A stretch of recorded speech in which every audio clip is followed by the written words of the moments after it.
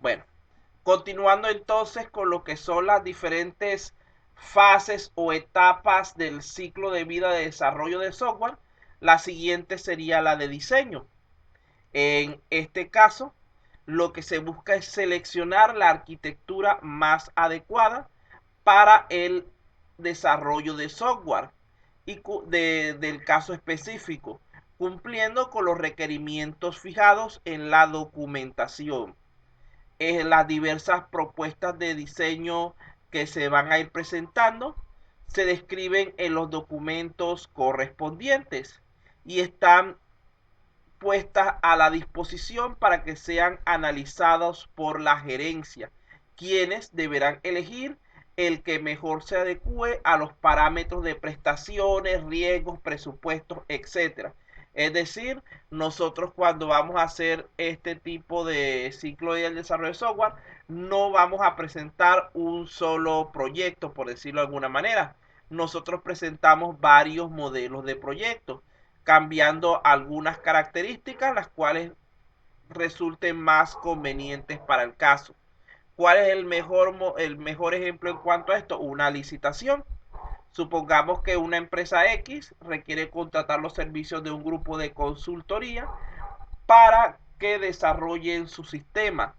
Llama a una licitación donde cada una de las consultorías que van a participar debe presentar como una propuesta de valor acerca de su modelo del software que va a querer desarrollar. No estoy indicando que tienen que mandar código, sino más que todo una explicación, sobre todo con imágenes, para que la gente de la gerencia de la empresa que va a, a pagar el contrato decida cuál es la descripción que más le conviene para su negocio.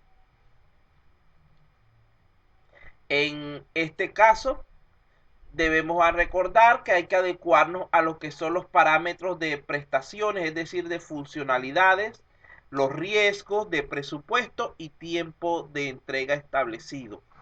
Esta fase está relacionada con lo que es la actividad de modelado y es equivalente a lo que es la fase de elaboración del modelo RUC. La siguiente fase o etapa sería la de construcción. Como les dije, construcción es la única que mantiene el mismo nombre en cualquier modelo por ahí que yo haya visto. No he visto todavía ninguno así, donde llamen a la fase de construcción de otra manera. Algunos decimos codificación, pero el nombre formal siempre termina siendo construcción.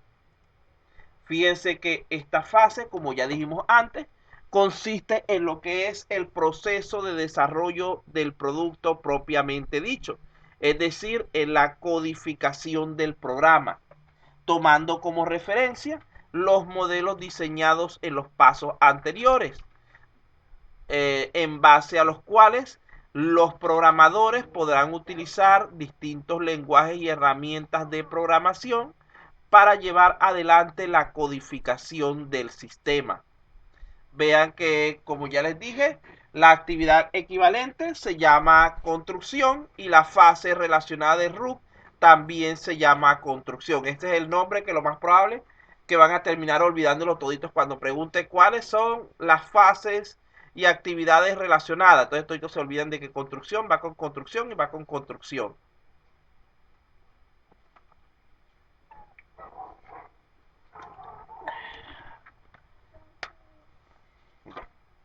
Continuamos entonces. La siguiente fase dentro de este modelo es la fase de pruebas. Fíjense que en esta etapa lo que se busca es evaluar el desempeño del programa para verificar la existencia de fallas o posibilidades de mejora hasta alcanzar los estándares de calidad predefinidos en la planificación. Como ya dijimos antes, esta es una fase que no debería estar al final del desarrollo, sino que debería venir en forma paralela prácticamente poco después del inicio del proyecto. La actividad equivalente sería la de construcción y la de despliegue, porque recuerden que nosotros debemos probar los prototipos que hemos construido, así como hacer las pruebas de aceptación dentro de lo que es el entorno de trabajo real del sistema. Para el modelo RUC, la fase equivalente sería la de transición. Una vez construido entonces en los primeros prototipos del sistema, estos deben ser evaluados respecto a su correcto funcionamiento a través de un proceso exhaustivo de pruebas para determinar así la confiabilidad de su funcionamiento bajo diversas condiciones, para lo cual nosotros vamos a hablar de la realización de lo que serían las pruebas de confiabilidad. Allí tenemos los 4 tipos de pruebas de confiabilidad: unitarias, de integración, de sistema y de aceptación. Vamos a definir brevemente estos tipos de pruebas, aunque posteriormente los vamos a estudiar en más detalle. Pero nunca me ha gustado nombrarles algo y no darles por lo menos su definición para que sepan de qué estamos hablando. Si me salto algún concepto que no conocen, por favor recuerden de preguntarlo, porque si no les resulta más difícil luego el vincular los conocimientos que se están dando cuando tienen que estudiar. Entonces comenzamos hablando de las pruebas unitarias. Las podemos definir sencillamente como aquellas donde los diversos componentes o módulos del sistema se prueban por separado, es decir, de manera independiente, para garantizar que cada uno esté libre de errores. Este tipo de pruebas son realizadas por el desarrollador. Este simbolito significa que esta prueba corresponde al desarrollador. Repito, un sistema está formado por varios componentes, vamos a decirlo así, por varios módulos. ¿Qué es lo que hace esta prueba? Ella toma uno de estos módulos, vamos a imaginar que este último para no cortar mucho, y lo separa del sistema para probar su funcionamiento de manera independiente. A ver si está bien o está mal.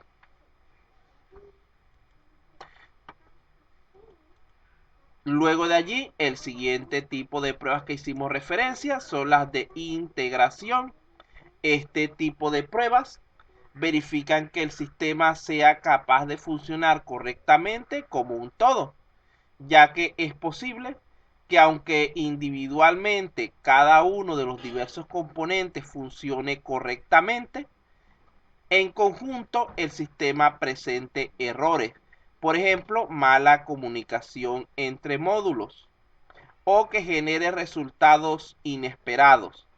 Esta prueba también es realizada por lo que es el desarrollador.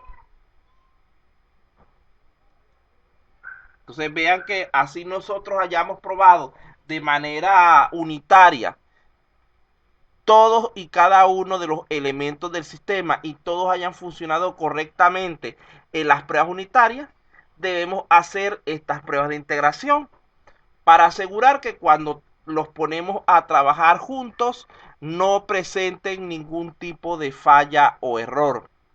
Porque a veces, imagínense, por ejemplo, yo voy a suponer aquí, imaginemos que el señor Albracio, Moquillaza y Cenepo son alumnos que cuando trabajan por separado sacan 20 en todas sus evaluaciones. Pero resulta ser que por ciertas cuestiones se les solicita que trabajen en grupo. Y cuando van a trabajar en grupo, eh, se les evalúa el trabajo y terminan sacando un 12. ¿Qué pasó allí? A pesar de que ellos pasaban sus evaluaciones de manera unitaria correctamente, que no tenían problemas de ese tipo, cuando empezaron a trabajar juntos surgieron ciertos problemas, ciertos roces que evitaron que obtuvieran un mejor resultado.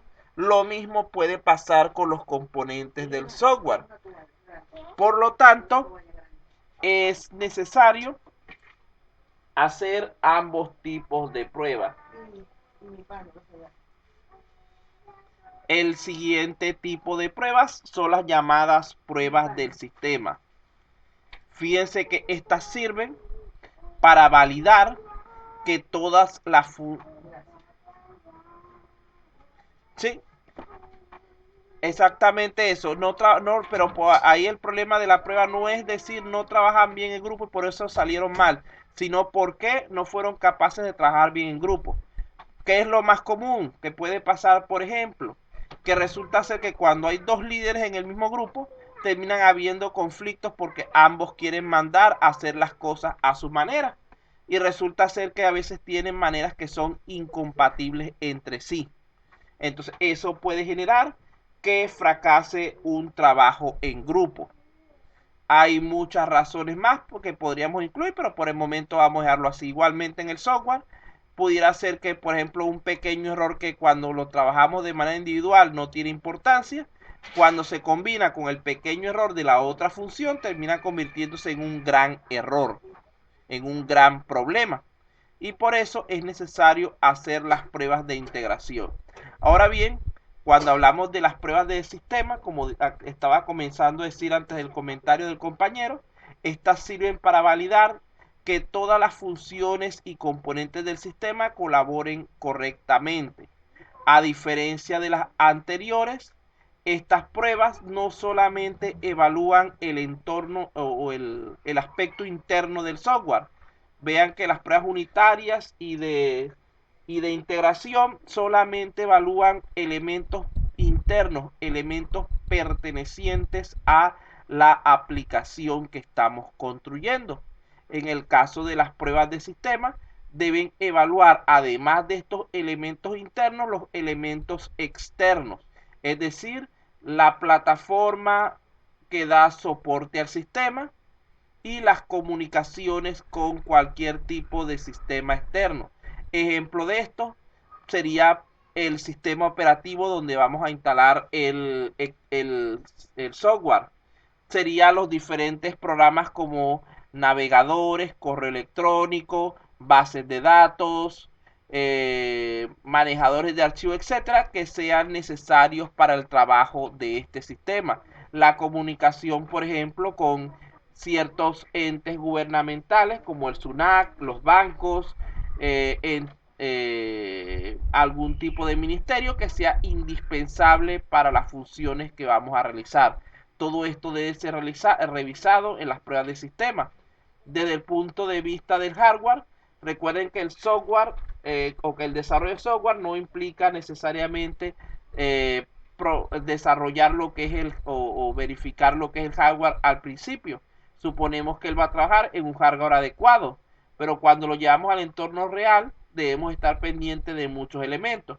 Por ejemplo, si el sistema va a trabajar en plataformas móviles como Android, celulares, tablet, computadoras, laptop, en qué tipo de equipos va a trabajar.